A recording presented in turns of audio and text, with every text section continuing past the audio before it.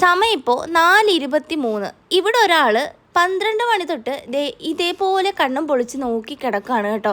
ആൾക്കുറക്കമേ ഇല്ല. ആളെങ്ങനെയെങ്കിലും ഒന്ന് ഉറങ്ങണമല്ലോ. സാധാരണ കാറിൽ കയറി ഒരു റൗണ്ട് അടിക്കുമ്പോൾ തന്നെ പുള്ളിക്കാരൻ നല്ല ഉറക്കമായിക്കോളും. ഇന്നും സ്ഥിരം അത് തന്നെ സംഭവിച്ചു.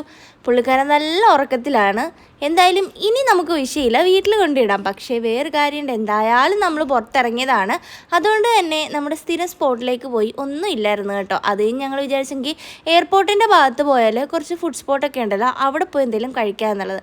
എന്തായാലും ഞങ്ങളുടെ ഭാഗ്യം കൊണ്ട് അവിടെ എങ്ങും കട ഓപ്പൺ ആയിട്ടില്ലായിരുന്നു, എല്ലാം അടച്ചു തുടങ്ങിയിരുന്നു കേട്ടോ. എല്ലാ ഭക്ഷണങ്ങളും തീരുകയും ചെയ്യായിരുന്നു. അപ്പോൾ പിന്നെ ഇച്ചയുടെ സ്ഥിരം സ്പോട്ടിൽ ഇച്ചതേ ഈ ഒരു ചായക്കടയിൽ എപ്പോഴും വരുന്നതുകൊണ്ട് അവിടെ നിന്ന് എനിക്കൊരു ചായയും ഈ ഒരു സ്നാക്കും വാങ്ങിച്ചു തന്നെ. എനിക്ക് ഈ സ്നാക്ക് ഭയങ്കരമായിട്ട് ഇഷ്ടപ്പെട്ടെ. അത് കഴിഞ്ഞിട്ട് ഇവിടുന്നാണ് എയർപോർട്ടിലേക്ക് ഫുഡ് സപ്ലൈ എന്നൊക്കെ ഇച്ച എനിക്ക് പറഞ്ഞു തരുമായിരുന്നേ. എന്തായാലും നമ്മൾ എയർപോർട്ടിൻ്റെ ഭാഗത്ത് വന്നാൽ താജിനെ കുറിച്ച് 2 വാക്ക് പറയാത്ത ആരും കാണത്തില്ല, മലയാളികൾ കേട്ടോ.